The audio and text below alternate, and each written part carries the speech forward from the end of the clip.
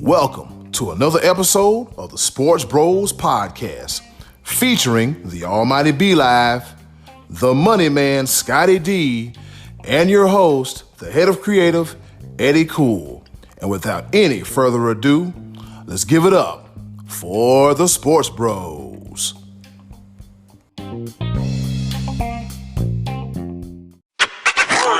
Hey, what's going on, world? This be your boy, Eddy Kool, a.k.a. the HOC.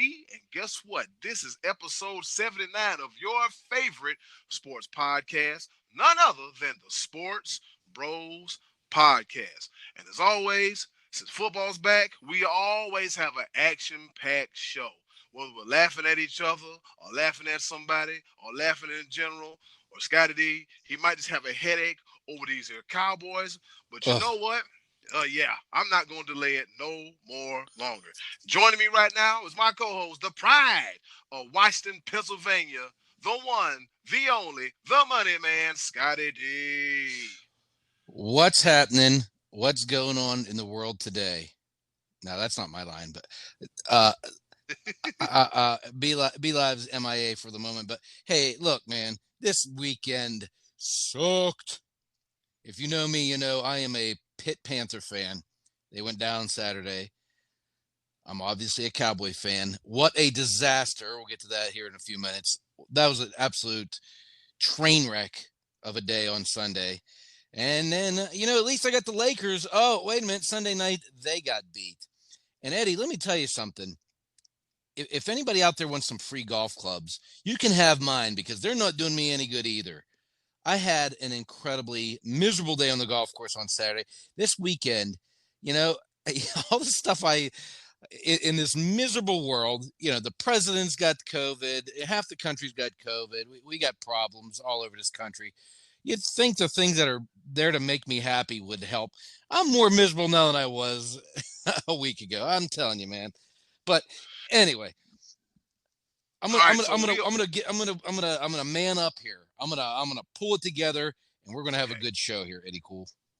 That's right. We're gonna have a good show despite circumstances and situations.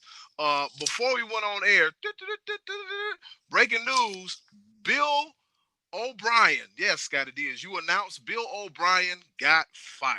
Are we surprised? I'm a little surprised it happened right now. 4 games in. I mean, that's early for any NFL head coach. But I'm not surprised that he got fired. But I'm surprised after 4 games, especially because they had such a difficult schedule to begin the season. They started with the Chiefs on the road, and they've already played Baltimore, correct? Mm-hmm. Who else they played? The Steelers. Yep. And then Minnesota this past week, I guess, was the final straw. Vikings obviously also struggling this year, but they were pretty good a year ago. But I think that was considering the power they gave him and the things they allowed him to do, like trading away one of your best players last year in the offseason.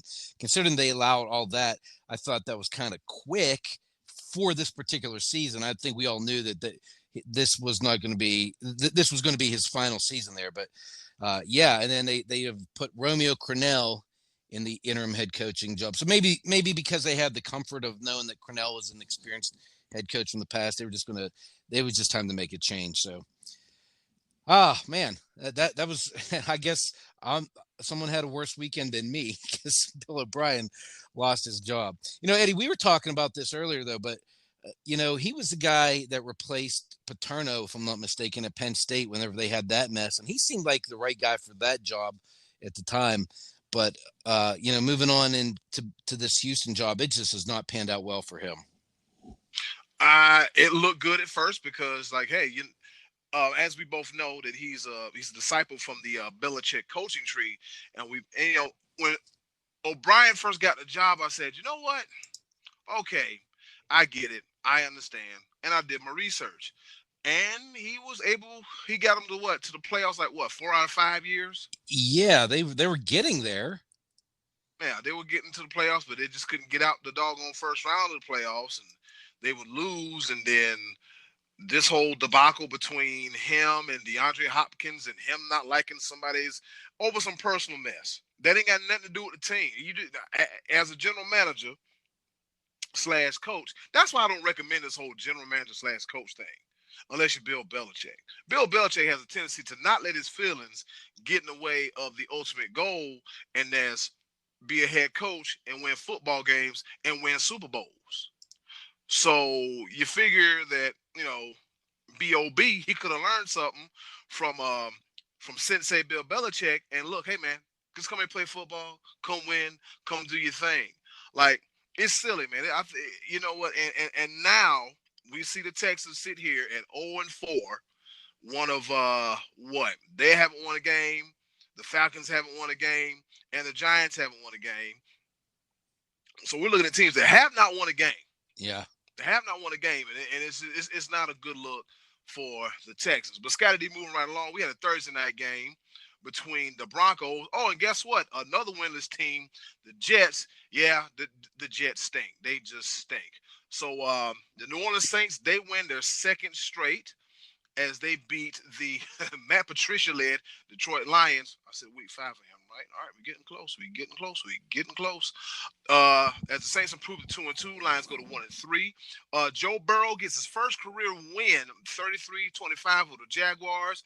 Tom Brady, the guy who they said he couldn't do it anymore, he led a comeback win at home against the very game, Justin Herbert and the LA Chargers as they come back from behind to win 38-31. Hey man, this Justin Herbert kid's the truth. And Dallas loses a heartbreaker to the Browns 49-38. Scottie D living in the Cleveland area, as I've stated before. I had a chance to watch the game from the beginning, the middle to the end. It looked like it's going to be a shootout at first. Then the bottom fell out, and in typical Cowboy fashion for the past couple weeks, Dak comes roaring back, Scottie D. He came roaring back. But what the hell happened? Well, a week ago I told you that I still thought that the Cowboys were going to be capable of winning 10 games. I thought, getting off to like I said, they faced some good teams, couple on the road in the first couple weeks, and the defense looked bad, but they could possibly fix that. And I'm here to tell you a week later, I think I was so far off on that prediction.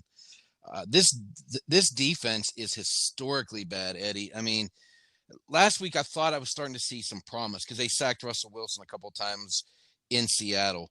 This week, they gave up 300 yards rushing on the ground, and that's with Nick Chubb, the leading rusher for Cleveland, their star running back. He's out after 6 carries. He wasn't even the guy. Somebody named Ernest Johnson carried the ball 13 times for 95 yards.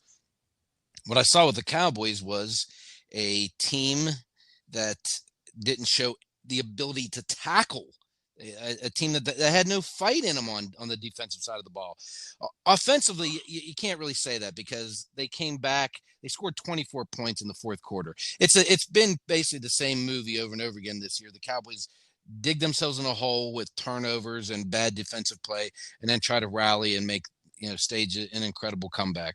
And it's going back. It's being reflective once again of Jerry Jones, the general manager, just not making good football decisions. We were actually recording earlier this year whenever it was announced that Mike McCarthy was going to be the new head coach of the Cowboys. And if you remember, my reaction at the time was one of horror, like in that spirit of Halloween, like I saw Mike Myers coming down the hallway at me. And, I guess I kind of, like most fans over the summer, when you get away from your team for a while and your optimism runs high going into the season, I guess I was starting to get used to the idea that maybe McCarthy could make some changes and help with the team that Jason Garrett let get away from him last year. But man, there's just, even McCarthy said it himself at this post-game press conference on Sunday. This team doesn't really seem to know if they're a 3-4 or 4-3 defense. They're not tackling well. They can't defend anybody through the air. It's a sad state of affairs. And the special teams on a weekly basis create some kind of miscue. I mean, in this particular game, you saw, like you said, you watched the whole game, Eddie. The Cowboys cut the lead to 3, and then Mm-hmm. the defense, in an absolutely atrocious play, allows Odell Beckham to run 50 yards for a touchdown on a reverse. But why they were even there to begin with, why you don't kick the ball deep. At that point, there's 3.5 minutes left in the game. The Cowboys had a timeout and a 2-minute warning. Why not kick the ball deep, try to play good defense, relatively speaking, and then get the ball back so you only have to do is get into field goal range to tie the thing up. Well, not only did they give the Browns great field position, but then they didn't get a stop. And then they had the nerve to block an extra point, and Jalen Smith kind of pulls a Leon Lett, boots it into the end zone. Cowboys are the only team I know that can block an extra point and then give up a 2-point conversion on the same play. So all that work they did to cut the lead to 3 is now back to an 11-point lead. Another miscue on the special team side. I mean, it's been consistently bad. And it goes back to this hire. If you remember what I was saying back then, I wanted to see the Cowboys hire someone that had a young, fresh perspective on the game, a young, innovative head coach, someone like they have in Cleveland. You know what I'm saying? Maybe somebody like they have in Cincinnati. These are teams that are perennial losers that are both showing some signs of promise here in this young season. Now, I'm not saying either of these teams are going to win the Super Bowl this year, but right now, I would rather be the Bengals or the Browns than I would be the Cowboys. I mean, wouldn't you? Yeah. The freaking Browns, after 4 weeks of football, are 3-1. You know, the reporter asked Baker Mayfield, "You remember the last time it was 3-1?" He said, "Nope, don't care. On Right. next week." Yeah. Great answer. Yeah, he did say that. Yep. And the Bengals got their first win, but I mean, they have a direction. You know, they know they're building off of Joe Burrow, and they got a couple good offensive players to work with, and they're building a defense. And with Dallas, I just don't know what I'm seeing, especially on the defensive side of the ball, where Jerry Jones has committed money to DeMarcus Lawrence. He hasn't had a sack now in 12 games. He committed money to Jalen Smith. He's out of position on every run play. I mean, he's the linebacker that's not filling the gaps whenever they're running the ball for 300 yards with Dearness Johnson, for crying out loud. It's Yeah. and I know they have injuries, and that I'm sure that's hurting some. But I mean, come on, 300 yards on the ground with the starter in the locker room. I mean, it's there's a lot of work to be done there, Eddie. And I don't know, you got a guy Mike Nolan as he's the defensive coordinator, and he's another guy that's been around a long time, and maybe the game is past him. I mean, the game's evolving, and boy, I don't see it. And someone brought this to my attention earlier today. But they said, Jerry Jones hired Mike McCarthy as a guy that is his like safe guy, a guy that fits his mold. And McCarthy seemed to do the same thing by hiring Mike Nolan. If Jerry Jones was to make a change like the Texans did, who would they elevate to head coach? They really don't have that guy. It wouldn't be Mike Nolan. It wouldn't be Kellen Moore. And It's going to be Jerry Jones. it might be It's going to Jerry be Jerry Stephen. Jones. The opportunity that he's been waiting for his whole life. Now, Stephen, either me and you going to go down there. We got to coach that team because these other boys can't do it. He's chomping at the bit to coach the team his damn self. Something he's been waiting for his whole life. His whole life. Scottie D, man, I'm going to tell you like this, man. I'm a lifelong football fan. And, before, it is no secret, I let it be known, before the Panthers became the Carolina Panthers, I had a team in my backyard. I was a Cowboys fan. And I watched the Cowboys for a very long time. Even when the Panthers came around, I always had a vested interest on what was going on in Jerry World on Sundays whenever the Cowboys were on TV. You got to think about it. They're America's team. They on TV all the did time. big things in the 90s. Yeah, on TV all the time. Good, bad, and indifferent. I don't care if they're playing against, you know, Little Sisters of the Poor in Paycheck, Arkansas. They're going to be on TV. They're going to be on TV. They're going to take a pay the Little Sisters of the Poor College, they're gonna take about $1,000 butt whooping, but they're gonna take it. So, like I'm saying, I've seen the Dallas Cowboys for a very long time. I'm gonna be honest with you. I don't know what the hell I'm looking at. I don't know what the hell I'm looking at. Like you say, they wrap up this money in DeMarcus Lawrence. Then you also have Jalen Smith and playing his linebacker position, doing the best he can. What the hell? Where's Sean Lee? Yeah, Injured reserve yeah, out he's for the hurt. season, retired. Okay, so then you coming at disadvantage again. And that secondary, oh man. I told my girlfriend, I said, honey, I'm gonna tell you something. Don't worry about it. These jokers can't stop a nosebleed. No. And they couldn't. They couldn't. They let Cleveland Browns come in there and run, what was it, 308 Yeah, yards on the ground. Nick Chubb got 6 carries for 43 yards, so he was on the way. And then Kareem Hunt came in and rushed 12 times for 71 yards and got a touchdown. And then here comes Dearness Johnson. Up and down and around the bend, all over the Dallas Cowboys defense. Now, Dearness Johnson, he's going to be a waiver wire pickup for week 4, but don't worry about it. But here it is, though. I don't know what the hell I'm looking at when it comes to the Cowboys. I said, okay, and midway through the fourth quarter, I said, all right, Dak gonna start doing it again. He started stringing it together, and then it fell apart. And then to have Odell Beckham not only catch, catch for a touchdown, but he also had a great day and he ran for a touchdown. And nobody wanted to tackle him. Like, what in the hell? What yeah. is this? Like who wrote this? Who booked this mess? Like, what the hell's going on? When it comes to the Dallas Cowboys, they gonna win their division. At this point, I'm gonna be honest with you. I don't know who the hell want to win the NFC East. Yeah, I mean, the Eagles had a good win on Sunday night. Give them credit. Carson Wentz has received his fair share of criticism, and he's a guy who is he unlike Dak, who's surrounded with a great receiving core. You just don't know who Carson Wentz is throwing to. I mean, he might have met those cats on Wednesday and had them in the game with him on Sunday, but yeah, hey, I want to play some football.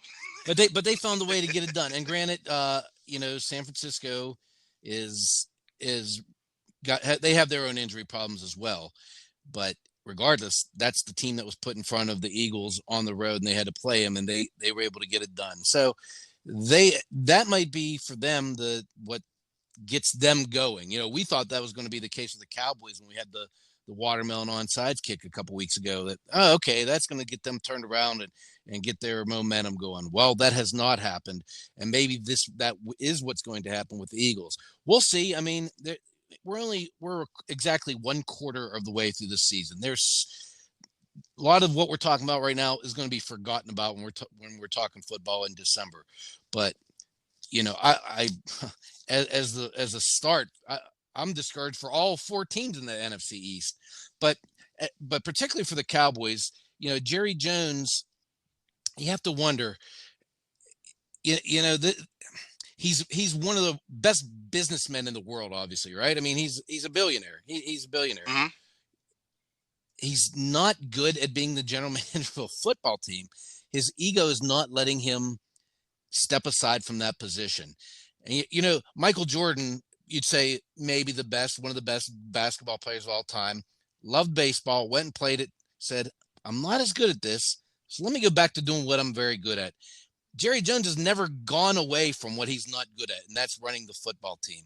And you'd think he'd like to take the way of Robert Kraft or the Rooneys and say, I'm going to let somebody else do the work and then bring me the trophy. But he doesn't want to do that. You'd think he'd be happier that way. Robert Kraft is happy when they bring him the trophy every January. The Rooneys are happy when they bring him the trophy. But Jerry Jones wants to have his hands on it and go do it himself. And Cowboy fans are frustrated of decades of this now, because ever since Jimmy Johnson walked out the door, it's been futility. So I'm sad. I'm discouraged, and I was really encouraged when he finally went away from Jason Garrett. I wasn't super excited about the McCarthy hire. Like I said, I started getting used to it over the summer, hoping for the best, and I tell you, I don't see it right now. I think I'm going to end up this season being disappointed. I'm not gonna lie to you, Scott. I was optimistic. I said, "Oh, they found a coach that won a Super Bowl with a good quarterback and a so-so defense. Let's see if he can take that formula and translate to Dallas. But here we are.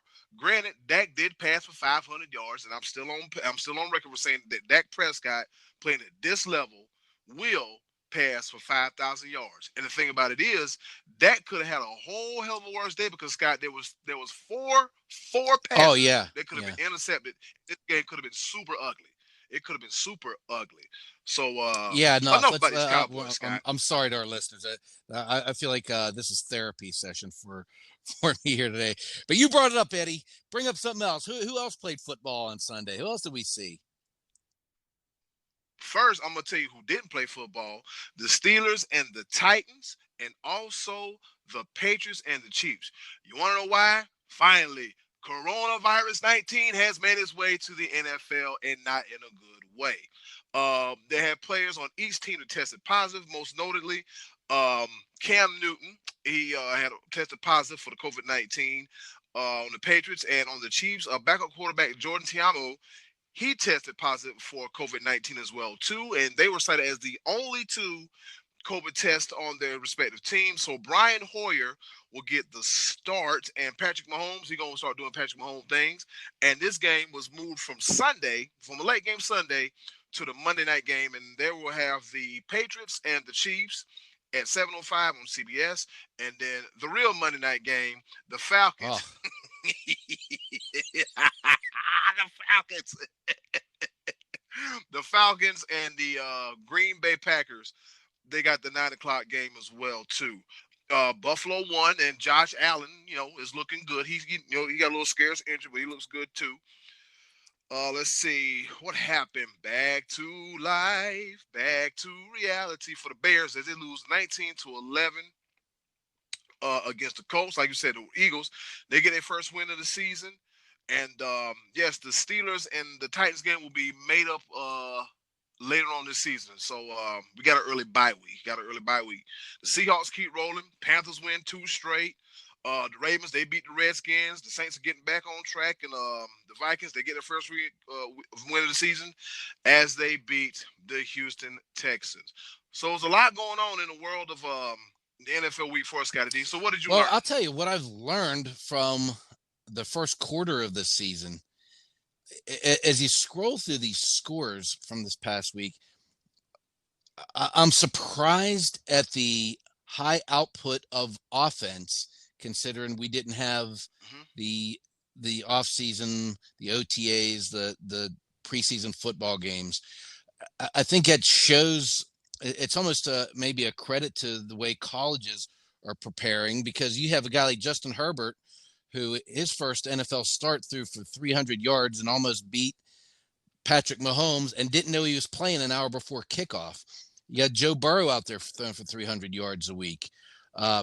This past week, Dwayne Haskins threw for 300 yards. Uh, the Buccaneers win 38-31. The Seahawks score 31. The Saints win 35-29. The Bengals put 33 on the board against the Jaguars 25. These are a lot of high offensive output games. And going back to, you started to mention the Thursday night game, the Broncos got their first win with Brett Rippon throwing for 240 yards in his first ever start against the Jets, who might be the one team more hapless than the Cowboys right now. The Jets look atrocious. I think they're coached poorly. I think they also have no direction. They had an opportunity late in that Thursday night game to try to score a touchdown and go ahead of the Broncos. A replay moved them back from a first down and made it 4th and inches. They chose to kick a field goal. At that point, why are you kicking field goals? Why not go for it? You're at home. You're against a rookie quarterback. Why not try to get the first down and take control of that game and score? And then they had the problems at the end of the game where I don't know if you saw that, what was going on, but it was typical of a Greg Williams coach defense, where they're hitting a quarterback who's not even trying to run a play against it. The Jets are a mess. Adam Gase is another guy that he's probably right behind Bill O'Brien on his way out the door. But if you look at the offensive output, though, there's a lot of points being put on the board, considering that we didn't have off-season practices. So that's one of my big takeaways from the first 4 games of the season, I think. And also that the week 1 loss of Tom Brady had people writing his obituary too quickly. Tom Brady threw for 369 yards and 5 touchdowns on Sunday. So the rumors of his demise were greatly exaggerated. I mean, again, I know we're only 4 games in, but the Buccaneers are 3-1. If you would have said they're going to be 3-1 after 4 games, I think most people say, "Hey, that sounds good to me." So Tom Brady's still getting it done, I think. Yep. Well, my takeaways from the first quarter portion of the season, Tom Brady, he's still good. Justin Herbert, I really like the kid. He has tremendous upside. The Cowboys, I didn't think it No. was going to be this bad. The Jets, the Falcons, Yeah. and I think week 6, Matt Patricia. Let's see. I predicted week 6, Matt Patricia may not have a job, but soon to follow will be Crazy Eyes himself, Adam Gase, as he's grabbing his number to stand in the unemployment line as well too. We here at the Sports Bros Podcast, we don't wish anybody to lose their job or get fired. But if you stink, you stink. Yeah. You need to get the hell on. Yeah, there are some stinkers out there right now for sure. And as far as teams that, am I surprised at anyone that's doing well? I think I thought the Browns would struggle a little bit more early, and then and they're 3-1, and they still may. The Rams look like they're rounding back into shape. I didn't expect the Bears to be 3-1, and then I thought that Jacksonville would be pretty lousy, and they are. That was a team I was predicting was going to be getting the number 1 pick and looking at Trevor Lawrence to be coming in to be their guy. It'd be interesting to see if it comes down to them or the Jets or even the Giants, teams that both have recently drafted young quarterbacks. You know, the Jaguars would take Trevor Lawrence in a heartbeat, but what do you think the Jets would? Do you think they're ready to give up on Sam Darnold? At this point, I think you would have surprised. to take him and see what you could get for Darnold. I wouldn't be surprised. They're like, you know what? If this is what it is, we ain't got no Le'Veon here. Don't nobody know anybody on the offensive side of the ball other than Chris Hogan and some other guys, other wide receiver name I can't mention. At this point, you gotta. At this point, you gotta at 0-4, you have to figure out, okay, because I told somebody a long time ago. I said, hey, the first team to lose 6 or 7 games, your season's done. Ain't no coming back from that. No coming back that none whatsoever. We've never seen that, that miraculous of a comeback in history of the National Football League. So at this point, between week 5, 6, and 7, it's gonna be some times. Hey, let's see what's the Trevor Lawrence sweepstakes looking like. And if I was him, I would try to force my hand, kind of like the way John Elway did, kind of like the way Eli Manning did. And I don't want to go no Jets. He's not going to be there. I don't want to go. The Jets are going to be looking for a fully clean start over, and that's what makes me think that they may go away from Darnold. Man, every time I've watched this kid play, I have not seen what everyone tells me that's out there. I didn't see it when he was in college. On Thursday night, I know his team he doesn't have the best offensive line blocking for him, and maybe that leaves the happy feet. But to me, he looks like a guy that's scared back there. Like he doesn't want to he's ready to take off with the football instead of, going through his progression, standing in the pocket and delivering the ball. I would think the Jets would have to go away from him if Trevor Lawrence is going to be right there in front of him. Yeah, the Jets went out and drafted big old Mekhi Becton. You remember the big dude we saw on draft night? Yeah. Well, he was big, and his daddy was big, and the whole family was big. And if Mekhi Becton can't stop you from getting killed, I don't know if it's the scheme. I don't know if it's the coaching. I don't know if it's the quarterback. But damn it, something has to give. Scottie D, we spent a whopping 34 minutes talking about week 4 of the NFL season. It's football season. What are you going to do? But there are some other things to talk about, are there not? Yep, there's some other things to talk about. One of the other things to talk about is the NBA Finals. That's right. We got the Lakers and the Heat. And right now, the Lakers are up 2-1 over the Heat. And Jimmy Butler said, ha, they in trouble now. Scottie D, do you think the Lakers are in trouble, or is this Jimmy Butler was fired up, and I think LeBron said something to him about being in trouble earlier, and that was kind of a response back to LeBron. As a Laker fan, I didn't like what I saw on Sunday night, but I think it'd be a knee-jerk reaction to say the Lakers are in trouble after seeing that in one game. The Jimmy Butler had a game for the ages on Sunday, man. That dude was a bad dude on Sunday, and I give him a lot of credit for that. But the Lakers, at some point, I wish Vogel would call timeout and say, no more 3-pointers. No, nobody shoots them for the rest of the night. Nobody, because they shot 43 of them on Sunday. They shot 47 in game 2. I mean, Eddie, this is bad basketball. And there's times I'm watching both teams on Sunday night go up and down the floor, send all their guys to the perimeter, wait for the ball, and shoot it from 3-point range. It's back and forth, just gunning threes.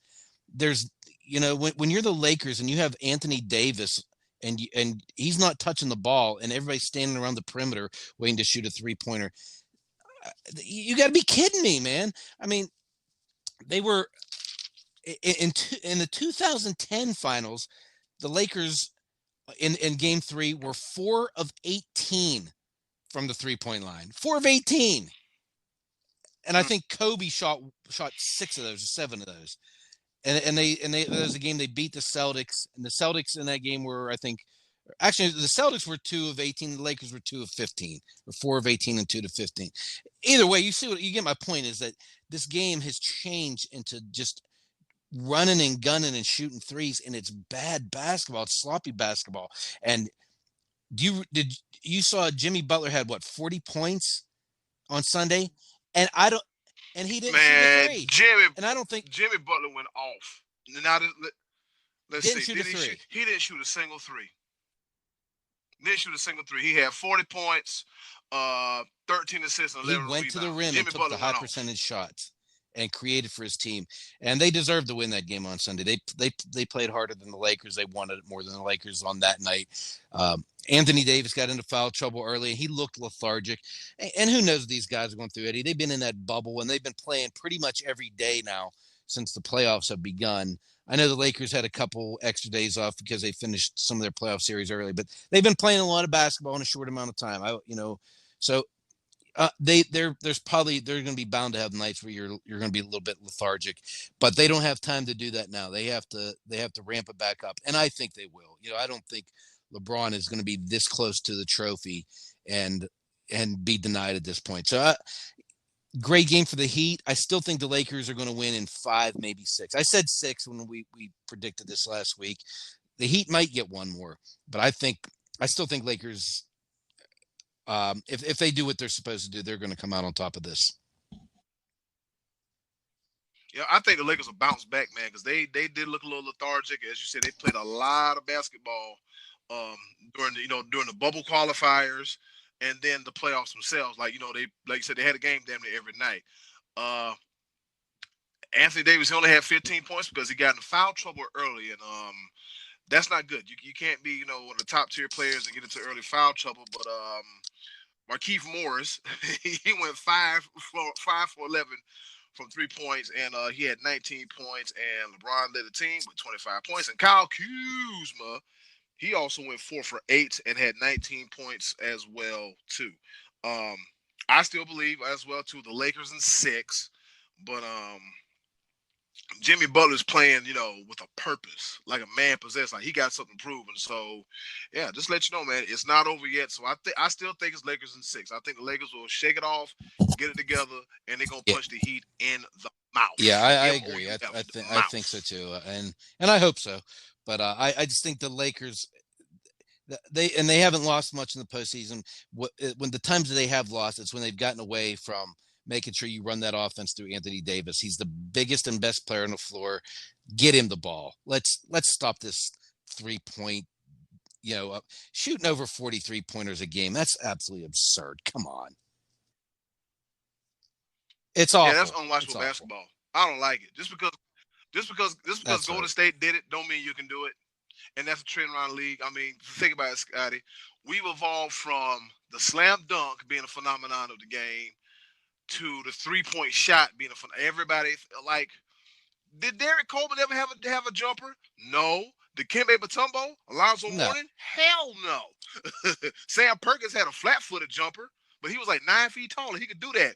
Can you imagine Manute Bol posting up No, and shooting for certainly. three? I think he did once or twice, but certainly not. But like I was saying, Eddie, in 10 years ago in the Lakers Celtics series, the Lakers shot 125 3-pointers in 7 games. The Lakers, I think, already have shot more than that or right around that in 3 games. In the first 3 games this year, they shot 47, 43 in games 2 and 3. I don't know what they did in game 1, but um, it's ridiculous. I mean, it's bad. It's not just this team and this series. It's what basketball has evolved into. It's just a series of 3-point contests, and it's like you said. Some nights it's unwatchable. It's fun when they go in. It's great to watch you hit a 3-pointer once in a while, but or if a team gets hot and you're draining a bunch of them, but there's nights that you're just watching teams run up and down and clank, and when your offensive set consists of one guy, in this case we'll say LeBron, dribbling the ball and 4 guys standing around the perimeter. LeBron drives, throws it out to one guy, that guy shoots, and the other 3 are standing there watching to see if it goes in or not instead of crashing the boards. That's bad basketball, man. I mean, it's where the game has evolved to, and I'm just not super crazy about it at this point. But hey, whatever. I'm a cranky old man, Eddie. Yeah, I guess for that generation, hey, we want to see you go from we want to see some classic elements of the game. Don't divert all the way from the game, because guess what? The 3-point line was never always there. And guess what? Teams really had to figure out how to take that ball to get it up court, advance it, get it around, get it to the best available shot, to the best available option, and make it go in for the swish, or get the foul and Yeah. one, or go to the line and shoot for 2. None of this 4-point play mess, because it gets to a point where it's just unwatchable. Clank, clank, Yeah. clank, clank. I'm like, I'm going to the bathroom. They building brick houses. I'm going to the bathroom. I'm about to go outside. I don't care if it's 3 o'clock in the morning. I'm about to go cut my grass. It's ridiculous. I can't watch this. This is unwatchable. This is unwatchable. All right, and that's it for the NBA Finals. All right, Scottie D. So we went through the NFL Week 4, the NBA Finals. Leaves us one more important event this weekend. That's right, the Major League Baseball Playoffs, the hunt. October or November. All depends on how the series goes.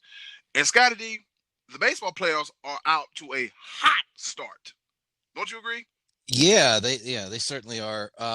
It's for the most part the teams that you thought should have won the first round, the best of 3, pretty much did. I was a little surprised that the Cubs were not able to come through, having their home series against the Marlins, but their loss is the Marlins and Braves gain. That's it. That's who got in the next round. Correct? Am I right on that? Yeah, you're correct, Scottie D. You know how the damn Marlins do every 10 or 15 years. They'll be bad for 9 straight or 10 straight. Then they'll have that one year where they decide they want to get it right. And guess what? This might, of all years, the Browns are 3-1, and the Marlins this might be that one year where they finally decide to get it right. Yeah. Well, in case you guys were under a rock or asleep or just trying to protect yourself from the COVID virus, it goes as follows. So this past week, there was the AL wild card and the NL wild card series over in the AL. Tampa Bay, they bust out the broom against the Blue Jays. The Yankees, Scottie D, you remember watching that game, man, between the Yankees and the Indians? Yeah, that was some kind of that was awesome stuff. That was really good stuff. Good baseball. And the Yankees, they bust out the broom against the Indians 2-0. Them poor Minnesota Twins. They play all that good baseball during the regular season and come to the playoffs. 19 games they've lost in a row. 19 consecutive games. That's bad. They can't even win a game in a series. Oh, I feel bad for that. I can't even make fun of that. That's misery. My heart goes out to Twins baseball fans, man. I feel bad for that. Hopping into another sport for a quick second. You know what the Minnesota Twins remind me of? Yeah. All those good Chargers teams between 2005 to 2010. Yeah. I don't know if you hear that, but that window is slowly beginning to shut. Or the Bengals. The Bengals kept going to the playoffs and losing every year for a while or two. They were like that. Yeah. Infutility. Be good during the regular season. Regular season champs, but come to the playoffs, you stink. And the Athletics, they win 2-1 against the White Sox. So that leaves in the divisional series, we got the Rays and the Yankees and the Houston Astros and the Oakland Athletics. Over the NL, the Dodgers, they bust out the broom against the Brewers. The San Diego Padres, they win 2-1 against the St. Louis Cardinals. And those damn fish, those Marlins, they bust out the broom against the Chicago Cubs, the big surprise of the playoffs. And the Atlanta Braves, slight work, 2-0 against the Cincinnati Reds, which means in the NL Divisional Series, we have the Dodgers and the Padres in the Battle of California, and then the battle of the NL East, as if it wasn't decided already. The reigning defending National League East champions, the Atlanta Braves, they take on the Miami Marlins. And Scottie D, what we got going on right now in the playoffs? As you and I are recording, as we're speaking, the Astros have an 8-5 lead over Oakland. And that's a series I'm really pulling for the A's. The A's are one of those teams, again, that are good in the regular season every year, and they get to the postseason and just can't seem to get over the hump. And I root for Billy Beane because he's a good general manager in a market that they can't go out and sign big players like the Dodgers and the Yankees. It's not in their budget. And the Astros are cheaters. And they have a lot to prove. All eyes are on them as far as them doing anything shady or sneaky this time around. And these guys, they're on a mission. They're out to prove that that's not why they're the champions, or why they won the championship a couple years ago and got to the World Series a year ago. And all of baseball hates them. Everyone's mad at them. You still hear Trevor Bauer talking about them and other players talking about them. They have a lot to prove. Would they love to get back there? So I'm rooting for Oakland for many reasons, just as I just illustrated. And then on the other side, obviously, if you know me, I pull for the Yankees. The Yankees starting pitching to me is a little suspect. If the Rays can get past Garrett Cole, if they could beat Garrett Cole, they have a good chance of beating the Yankees here, just based on starting pitching. That second game against Cleveland last week, what was it, ended up being like 10-9? Is that how that game ended up? It was incredible, and the Yankees just bash, and so that's obviously how that team is built. They're wanting to just keep raking. I tell you again, the series I'm kind of excited to see though is the Dodgers and Padres, because the Dodgers they've been the best team now pretty much throughout this shortened season, but the Padres are no joke. And you got Machado, and Tatis might be the most exciting young player in the game right now. Who's my other dude? Hosmer, is that the other guy? Yeah, he has World Series experience, so they're not going to be just an easy team for the Dodgers to skate by. I think we might have something there in that series. So I'm looking forward to seeing how that one shakes out. But all these teams that are remaining, I wouldn't be surprised to see any of them other than the Marlins. Really, that would be the one team that would surprise me if any of these teams would get to the World Series. Just because I don't know a lot about the Marlins, to be quite honest with you. I haven't seen much of them the past couple of years. This year, I don't even know if I saw them play. To be quite honest, I watched a lot of Pirate games and Yankee games this year. But having said that, you would think that the Dodgers should be the best team. They should get there. I think they're going to have their hands full with that Padres team, because what do they have to lose? They're the upstarts. They're the up and coming team. So, yeah, it's going to be fun to watch the next week or so, how these short series shake out here. Clayton Kershaw won this one, but in typical Clayton Kershaw fashion, when it comes to the postseason, he's a bomb. He's a bomb. Kershaw's been known to give up a couple runs in the postseason. Oh my God! Especially last year, I was like, okay, he had one, like the year before. Okay, jitters. You have one bad outing. I get it. You're on a hot team. This is like how many consecutive division championships are on? Like 8th or 9th? I think this one is their 6th. I want to say something like that. Yeah. So they've been dominating that division for quite some time, and then you get to the playoffs and you stick it up there. I'm like, okay, maybe 2019, a whole different story. And then, He's a bum. He does even worse. So during this postseason, Clayton Kershaw has one win, in the freaking playoffs. But as you mentioned, Scottie D, that that Padres team will not be an easy out. They've earned the name of Slam Diego during the regular season, and so let's see. Buehler is starting game 1 on October the 6th, and Clayton Kershaw is starting game 2 on October the 7th. So it's a best of 5 Right. series. So we shall see, and we're gonna see if Clayton Kershaw can once again be a bum or well, not. this time of year though, Eddie, they always say good pitching shuts down good hitting. It's the teams that they get the superior pitching this time of year that usually they're the ones you're looking at, and that's what concerns me with the Yankees. I mean, the Yankees obviously have Garrett Cole he'll be starting game 1. He's their guy. He's one they went out and spent all the money for. And then Tanaka goes behind him, and he looked very shaky in his last start against Cleveland in that game 2 the other night. Whereas Tampa, they sent up 3 pretty good starters consecutively with they start Blake Snell, Tyler Glasnow, and Charlie Morton. That's the Yankees have to figure out who's getting the ball in games 3. It's probably going to be J.A. Happ, and he's another guy who can be had. So, as a Yankee fan, I'm nervous seeing him going against the Rays. This Rays team is no joke.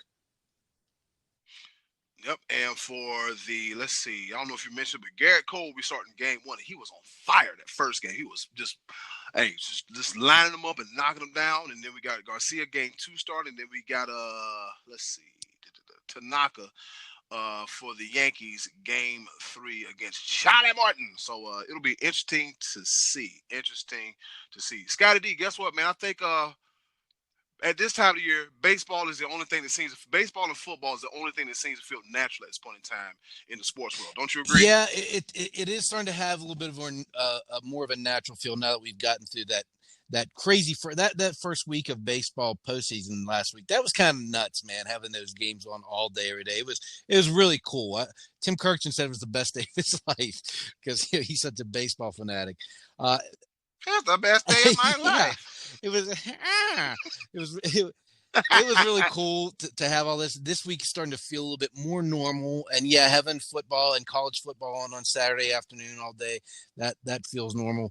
Now the NBA and the Stanley Cup just kind of felt like bonus stuff. It was pretty cool too to have that going on all at the same time. But it's starting to feel a little bit normal. I think. I mean, weather's getting cooler, and these are the sports that we're supposed to be watching right now.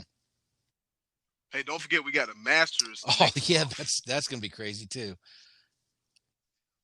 Yeah, the Masters next month, because I remember I saw a commercial and I was like, oh, it's November, which is this guy's birthday, November 8th. So if you're gonna send me a gift, just let me know ahead of time. I'm like, oh, the Masters is gonna be in November, and I was like, this seems a little odd, but then here comes good old football and baseball. I'm like, this kind of just had me tranquilo. The funny part is that Masters commercial, when they run it on CBS, they still run it the same way.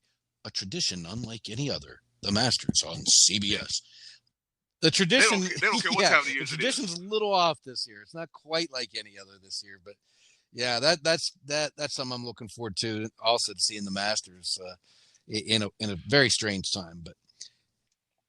Yeah, it is. It's a very strange time, but think about it, Scottie D. Not too long ago, we were having issues trying to come up with damn content, but now we got a whole lot of content and don't know what to do with it. But you know what? We'll be blessed for what we have. We had so much content this week. We had to tell B Live not to come to work. Yep, with football, NCAA football, NFL football, and baseball, giving us some sense of normality. You know, one thing that will remain a constant forever, as long as we got a podcast, Scottie D, our favorite portion of the show, the choices of the voices. And with that being said, hey, yo, Button, hit it. And now, our favorite part of the show, the choices of the voices. Once again, thank you to the wonderful and ever so lovely Miss Button for introducing our favorite portion of the show, our favorite segment of the show, whatever you want to call it. You heard the woman, the choices of the voices section. That way, we, as you, our listeners, of questions, and we bounce around some answers to the questions. and we talk about it. We might pick at you, but either way, we're going to have fun. And did I mention this is our favorite part of the show? Well, you should already know that by now. But enough about me gabbing. Scottie D, what's the question for this week's Choices of the Voices? All right, so this week we asked, who is the worst head coach to win a championship in any sport? Not worst head coach, period.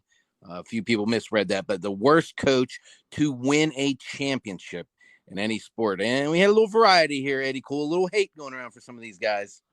Just a little bit, a.k.a. What's the classic line goes? Somebody bought the groceries and someone else took the credit and cooked and didn't give the purchaser of the groceries the credit. Kind of like that. So yeah, Bill Parcells used to say something. If you want me to cook the dinner, you should let me help choose the groceries. Something to that effect. Yeah, groceries cooking. Yeah, they want credit. All chefs want credit. What you should never do is discredit a chef.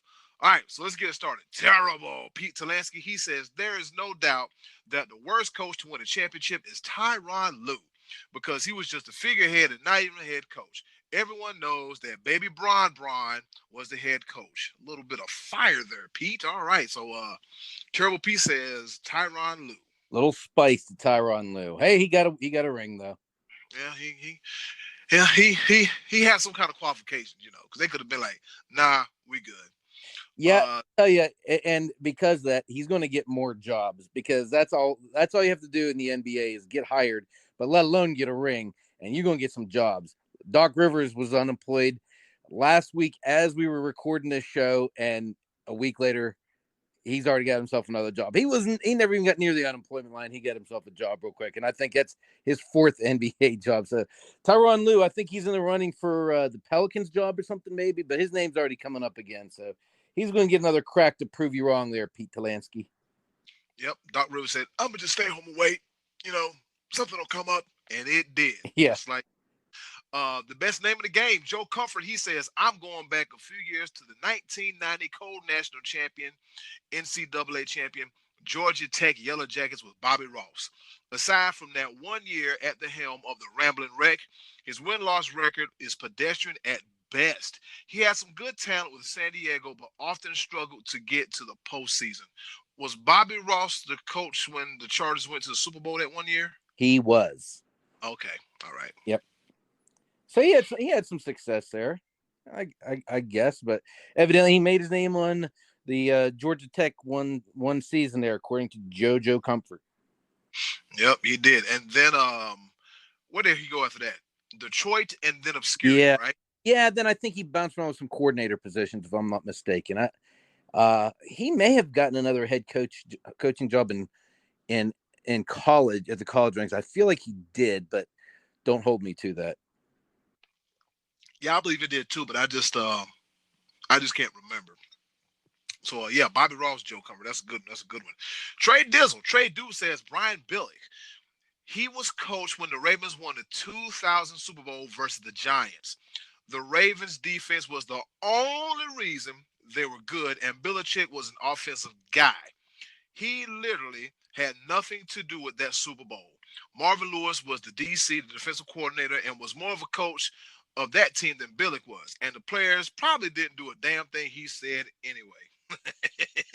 Yeah, that brings up a great point too. And Trey may be on to something there because generally NFL coaches get recycled too, especially ones with championship credentials. And Billick, I don't think he ever coached again after he left the Ravens, if I'm not mistaken, at any level. He was on TV doing analysis for a few different a few different networks here and there, I think, but I don't remember him ever getting he certainly never got another head coaching job, and I don't think he ever returned even as a coordinator anywhere. So maybe with him, there was ego problems too. I know he was a little full of himself for a while there. So that has a lot to do with it. Who knows? Yeah, I don't remember Brian Billick getting any jobs either. I'm like, okay, Brian Billick got a job where after Baltimore? Nowhere. Got it. So there might be some truth to it. Trey Dizzle might be some truth to it. All right, moving right along. We got Craig Burns. Scottie D, you like this one? He says Barry Switzer. He said, I'm pretty sure the money man Scottie D, you could have led the Cowboys to victory in Super Bowl 30. Well, could you, Scott? I would have had a shot at it. They were on autopilot that year. And to be honest with you, that's my answer. I can't agree with or disagree with Craig Burns on this one. That was Jerry. That was the beginning of Jerry Jones' destruction of the Cowboys. That still is going on today, as we spoke about earlier.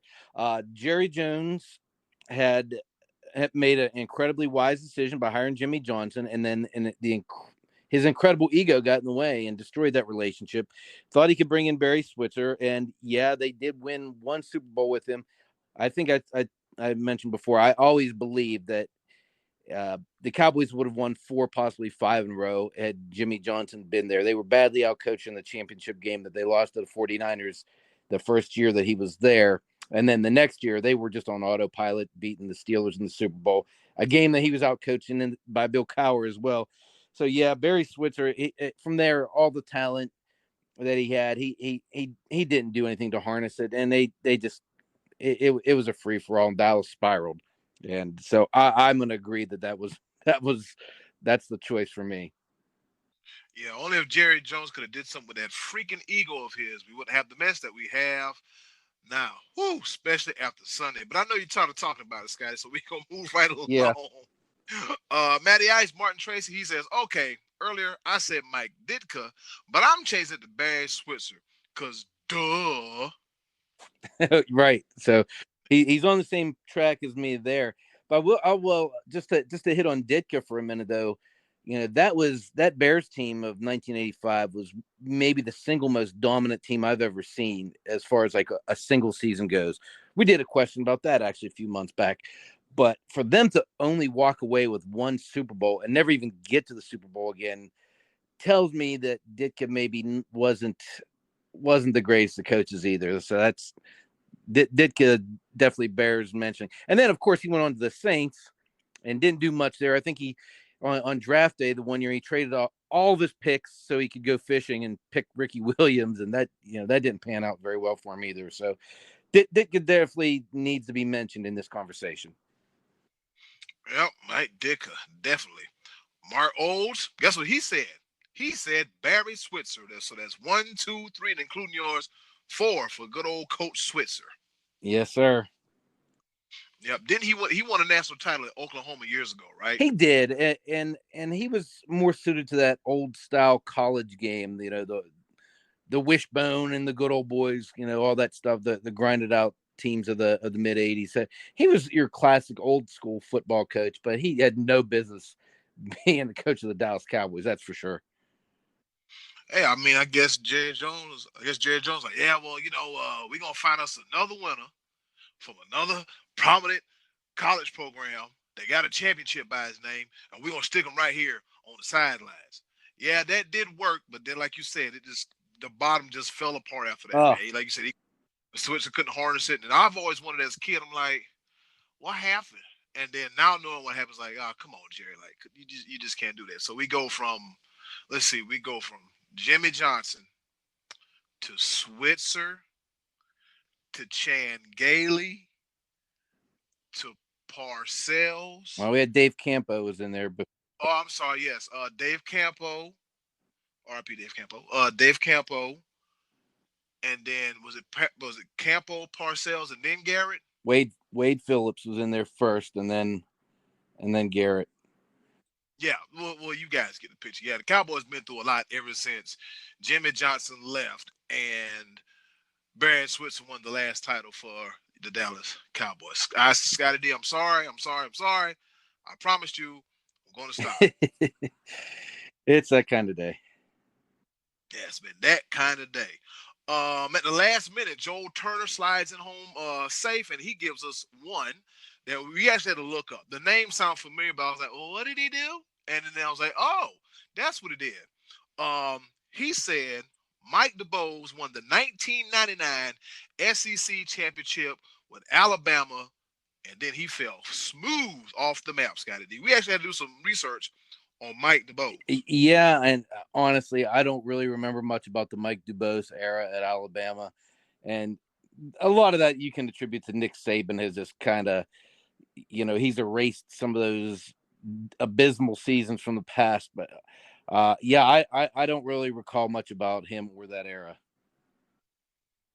Yeah, because I'm like, what? I'm like, who?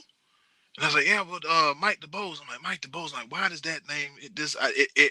It wasn't clicking for nothing. So yeah, so Mike DeBose, he was a graduate. He that was his alma mater, Alabama. So let's check out the Mike DeBose timeline coaching at Alabama, shall we? From 1983 to 86, he was a defensive line coach.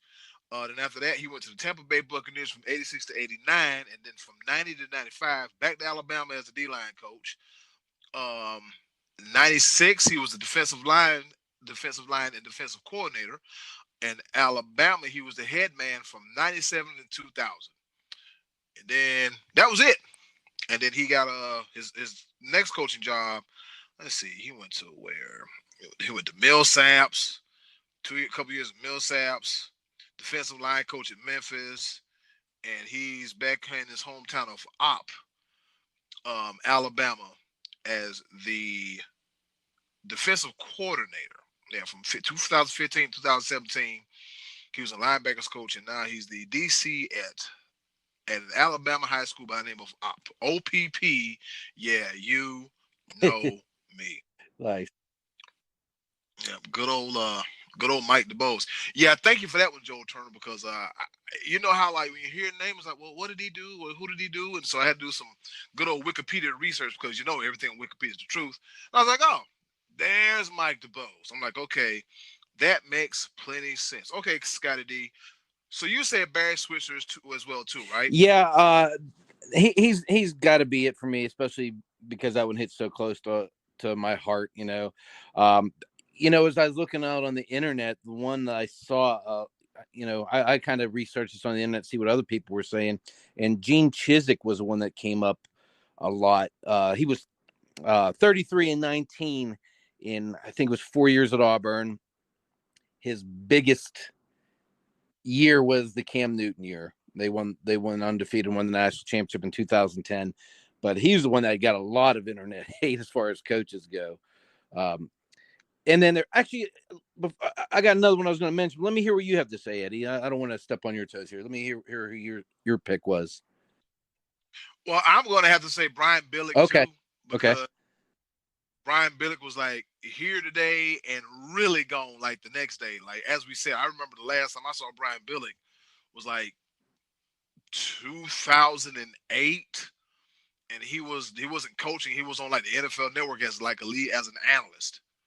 And I think that's the last time I've ever seen Brian Billick. So you mean to tell me you have one of the teams that's one of the greatest defenses of all time to win a Super Bowl, and that little bit of clout can't get you no job? I mean, just as we said, you slap a ring on that thing, and guess what?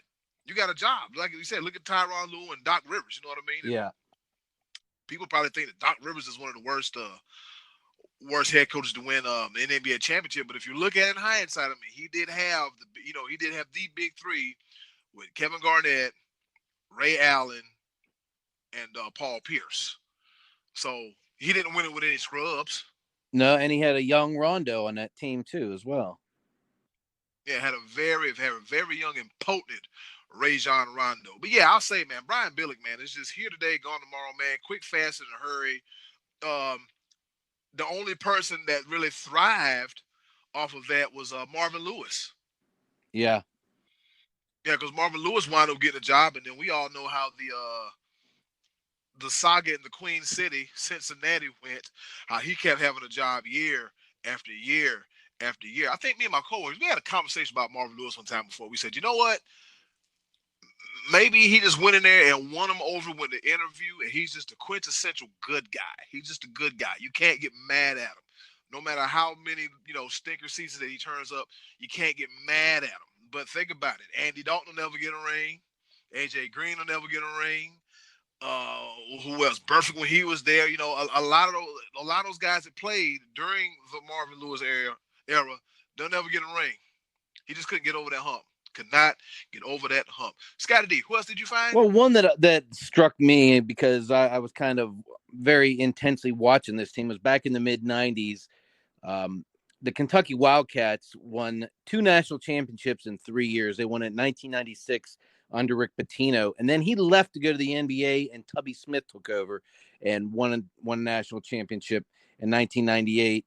And beyond that, Tubby's Kentucky teams weren't very, very good. He won that national championship with Nazir Muhammad, Scott Padgett, Jeff Shepard, a guy named Alan Edwards, who I don't remember, and Wayne Turner, who played in like every college basketball March game for 4 years. He was a really good point guard for Kentucky. So it was, most of those guys were juniors and seniors. So it looked like Tubby just kind of took over Pitino's team and rolled on to the finals and won. And he didn't do much as a head coach of Kentucky beyond that. They kind of ran, kind of gave him a hard time a little bit after that. And he resigned, went to Minnesota, and they were never really a force either. So Tubby's, one of those lifer basketball guys, and he's another guy that seemed like everybody kind of liked, but his style wasn't conducive to Kentucky basketball, where they like things to be fast and upbeat, and he was more of a slow tempo kind of coach. And then Larry Coker for Miami won the national championship. I think it was his first year with Miami Hurricanes, and how did I forget? How did I forget about good old Larry Coker? They were undefeated for a while. Miami was just stalking the first, second, third round of the NFL draft every year. It was all Miami players coming out, and he had 3 outstanding years in 2001, 2, and 3.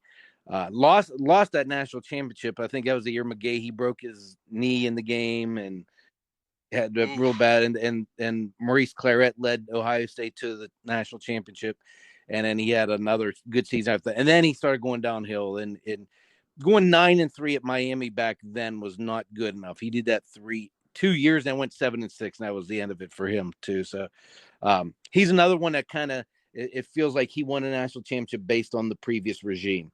So those are some of our big picks there. I mean, there's a lot more that were out there. I looked on the internet, was reading different people's opinions, but some of these were the ones that stood out to me. But for me, Barry Switzer is my all-time pick as the worst coach to win a championship, because he did get a Super Bowl trophy for the Cowboys. But again, that was Jimmy Johnson's team that he did it with.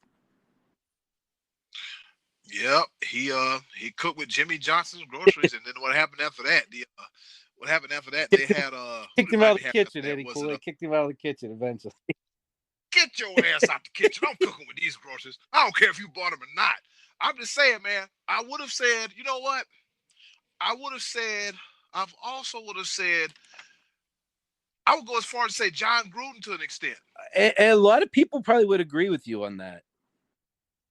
Yeah, because it's the classic case of, just like you said, Dungy and all those other guys, they bought the groceries, and hey, you got to get the hell up out of here for some odd reason. He got kicked out of the kitchen, and then Chucky comes in, and I tell you about that quarterback. Yeah, Chucky comes in, and and still running that Tampa 2 defense, and he was, they won it with Brad freaking Johnson. Need I say anything else? That Tampa team too was really stacked. I mean, that was another one of those historically good defenses. And if I'm not mistaken, the Raiders actually traded him to Tampa. I mean, it's very rare that a coach gets traded, but I think that's how that went down.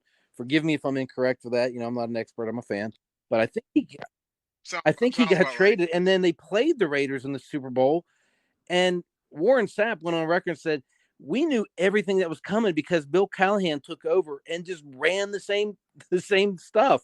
They didn't do anything to trip them up, so they prepared for the Raiders like Gruden prepared for the Raiders, like he was still coaching the Raiders, like he was coaching against himself, and Callahan fell into his trap. And Warren Sapp said, we had no surprises that day. We knew everything that was coming, and they destroyed them in a really lopsided Super Bowl. So, but then beyond that, not much from Gruden, and this is his third year with the Raiders and his second go round, and yep, they're off to a shaky start again. I mean, I think he signed to 10 years, so we'll see if he lives that out. But yeah, I've heard other people, Eddie, say too, they thought Gruden was overrated, and his reputation just went through the roof in his years at ESPN.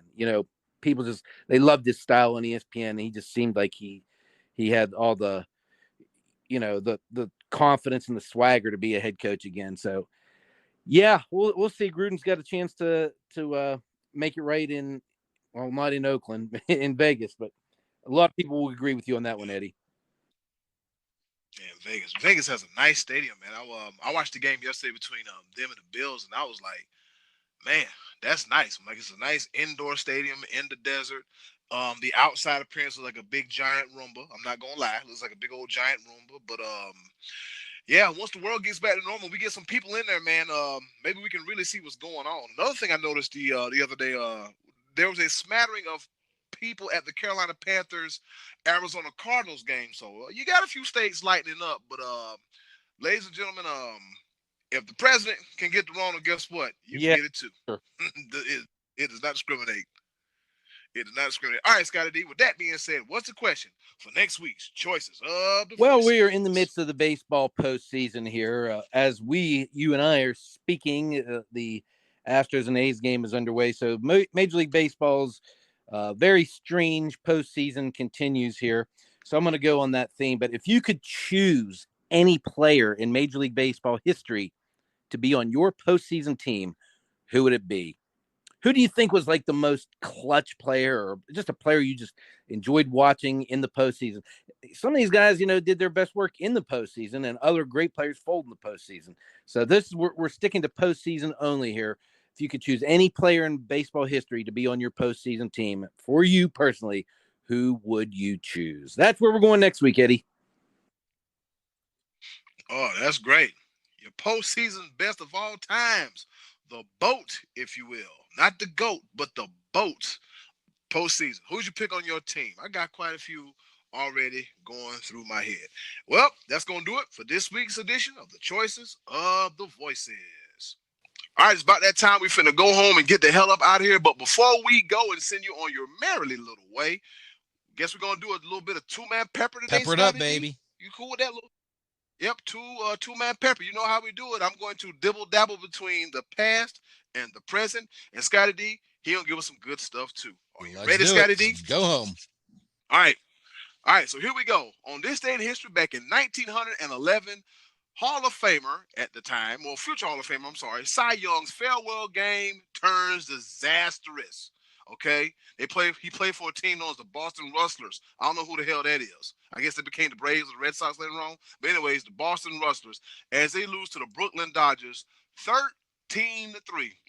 Well, his final game turned out bad, but hey, at least he got an award named after him. Over to you, Scottie D. At least there's that. Yeah, hell of a consolation yeah, we'll just name an award after you. Hey, I know I mentioned this before, but there is a rule in college football that bugs me, and it's the targeting rule. Now, it's not that I don't like the rule itself, because I understand that player safety is what we're really going for here more than anything.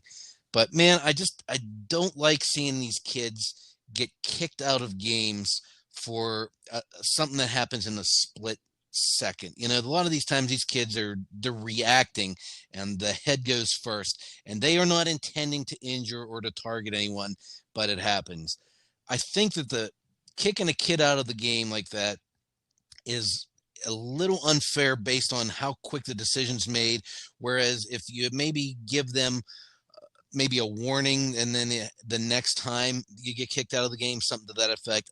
I don't know, but I just have a real problem with it, especially in this day and age that we're in, this season we're in, particular season that we're in, where these guys are only getting a couple of games compared to, just a handful of games. Some are playing 8 instead of 11, 12 games. I just, it really bothers me, especially if you got these kids work hard to try to be prepared for a game, and in a split second, they're trying to make a play and their head goes forward and they hit a guy. If it's intentional, it would happen over and over again, and that's when you punish a kid. But I really encourage the NCAA to revisit that rule going forward. I just don't like seeing these guys get tossed from games over that. That's all. Eddy Kool, over to you. I guess they're trying to prepare them like, hey, just be real careful when you go to the next level, because there's a lot of things, I would call it a more of a rule of preparation. But hey, if this happens, this could happen, and it's concussion protocol. Well, yeah, and I understand, and I'm not, like I said, I'm not necessarily against throwing a flag on it for 15 yards when it happens. I just don't like seeing them being removed from the game. You know what I mean?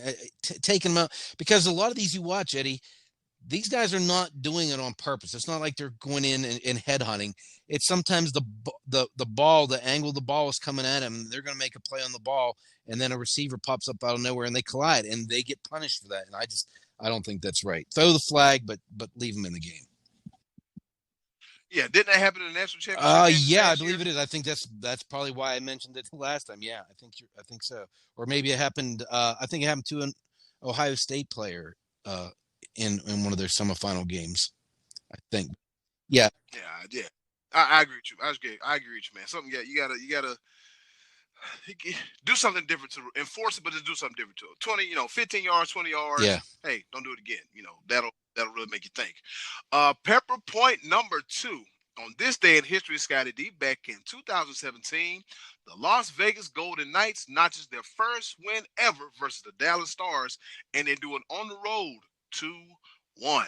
And the Golden Knights, they're not your average franchise, your average expansion franchise. They have hit the ground running, and they have been good every year since they've entered the National Hockey League, including that one year they made the Stanley Cup Finals, only to lose. But guess what, though? You got to keep trying and keep rolling those dice. You see what rolling the dice in like Vegas. That? And then that led the way for the Las Vegas Aces and the Las Vegas Raiders. So now we got sports teams in Vegas. Over to you, Scottie. All right, let me tell you about a rule that I don't like, Eddy Kool. And this one is in the another one. I mean, this one's in the NFL, and that is the blindside block. Now, I understand the rule on this one as well. Is a guy that's chasing someone, and you're already downfield and coming back towards your own goal line, and you throw a block, and you could really clobber a guy. But I've seen that play called a couple times this year already on guys who have almost setting a pick, like in basketball, where they put their arms and shoulders up to throw a block, not intending to hurt or injure anybody, and the flag is thrown on them. I don't understand what you're supposed to do if you're in that position. Like, say you're playing in the slot, and you go up for a pass, the ball doesn't come your way, the quarterback decides to roll out, and he's past the line of scrimmage. He has a defender on his tail. Are you supposed to just let him tackle your quarterback? I mean, your instinct is to throw a block right there, but really all you can do at this point is just maybe kind of hope to throw a screen and not get called, because if you put your arms up to block, they're going to throw a flag on you. That's a rule I'd like to see the NFL revisit or revise. I don't like that one either. And that's all I have to say about that. Eddy Kool, back to you. All right. With that being said, I got my third and final pepper point. This might be a long one, might not be a long one. But ladies and gentlemen, bear with me. As you know, it is no secret.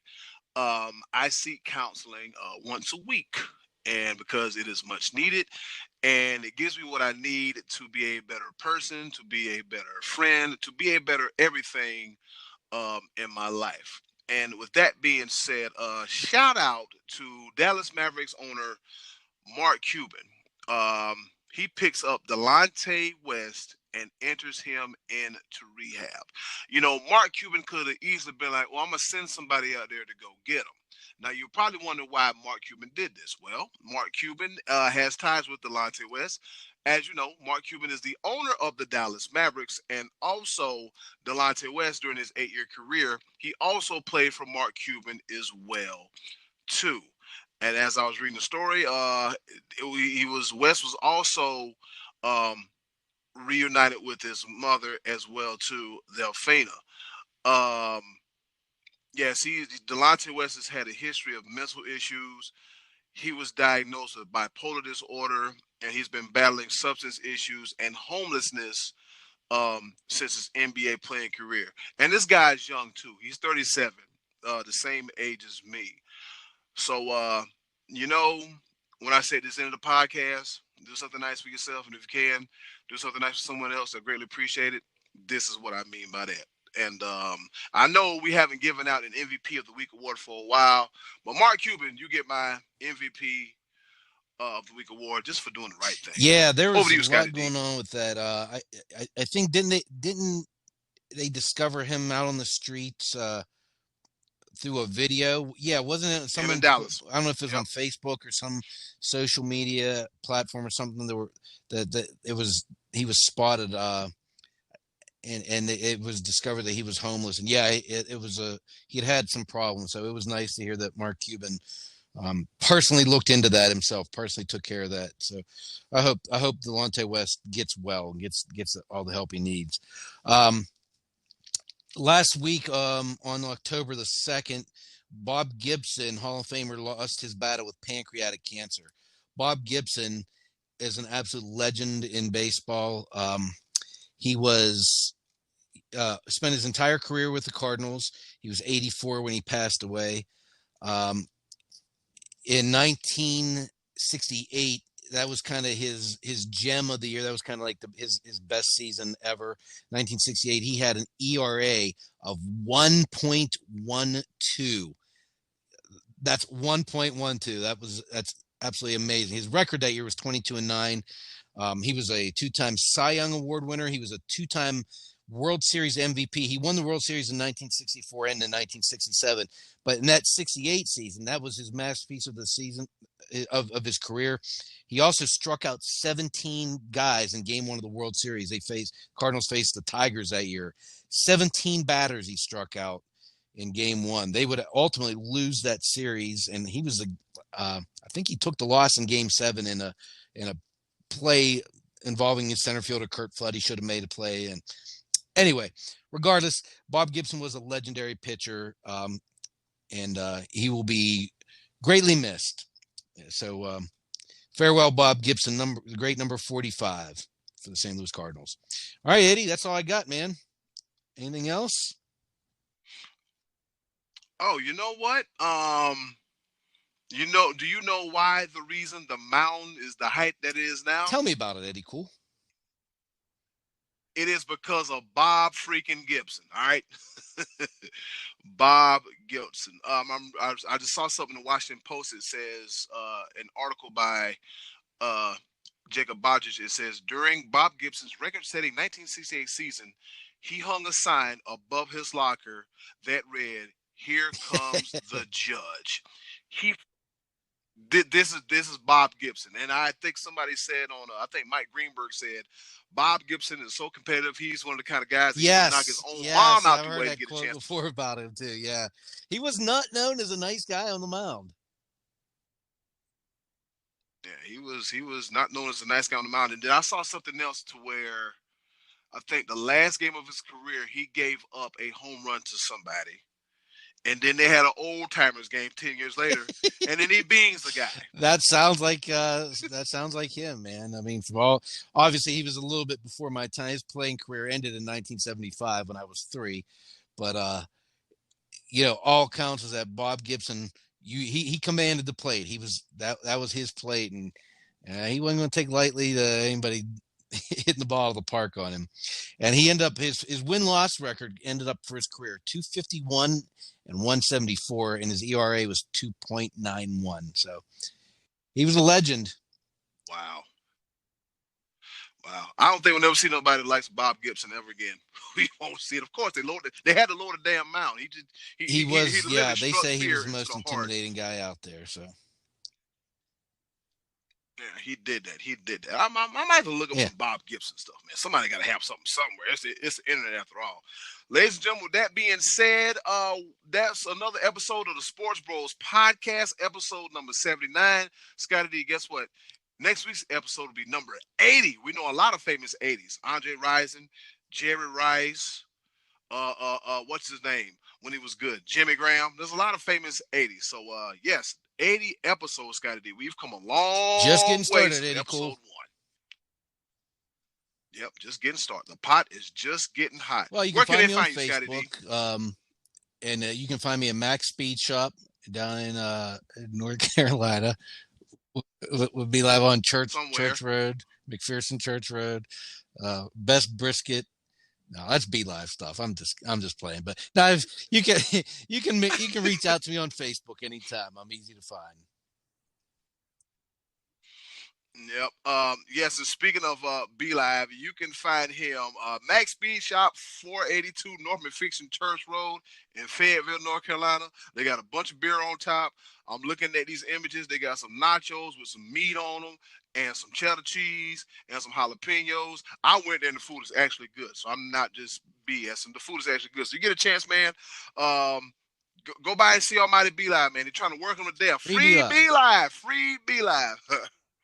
No, I'm going to stop. But you can also catch myself, the Almighty B Live, and the Money Man Scottie D on all the social media platforms at the Sports Bros Podcast. I'm going to start back writing those stories again, back on the WordPress, the Sports Bros Podcast WordPress. Also, you can catch me here on the podcast, of course. And you can also catch me on Instagram, Cool Season, all one word. Also, the Sports Bros Podcast on Instagram. I'm having fun with that. I'm having fun with that as well, too. The Sports Bros YouTube channel, that'll be up and running as well, too.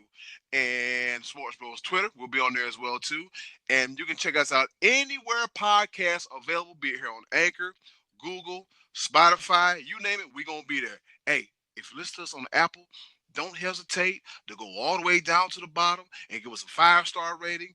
I don't care if you said, I saw B Live at Max Speed Shop. I saw Eddy Kool slinging cheesecakes at the Cheesecake Factory, or Scott shanking a ball off a golf course somewhere in Washington, Pennsylvania. We don't give a damn. Give us 5 stars. Stone Cold said so. Do something. Just don't sue me. So, yeah, that's where you catch us all at. Let's see. Super Cool 5000. That's on Snapchat if you do that. Oh, yeah. Eddy Kool got a TikTok, y'all. Just check me out at Eddy Kool. I'm having some more funny stuff on there as well, too. I'm all over the place. Worldwide. The Real Eddy Kool at the Real Eddy Kool. You're a funny guy. You know, Twitter. you gotta lay off the Cowboys being funny there, funny guy. You know, I see your TikToks. They're funny. But, you know, there's a lot of material out there. You're hitting very sensitive topics when you're getting on the Cowboys there, Eddy Kool. Well, depending on what the Falcons do tonight, we'll see. We'll see. And in closing, do something nice for yourself. And if you can, do something nice for someone else, like Mark Cuban did Delonte West. They'll greatly appreciate it now more than ever. Love each other. Wear a mask if you sneeze. Blow your nose. Don't cough on me. Mental health matters. And as always, it's been another episode of the Sports Bros Podcast. Yes, sir. Scottie D got some new headphones, y'all. Yee!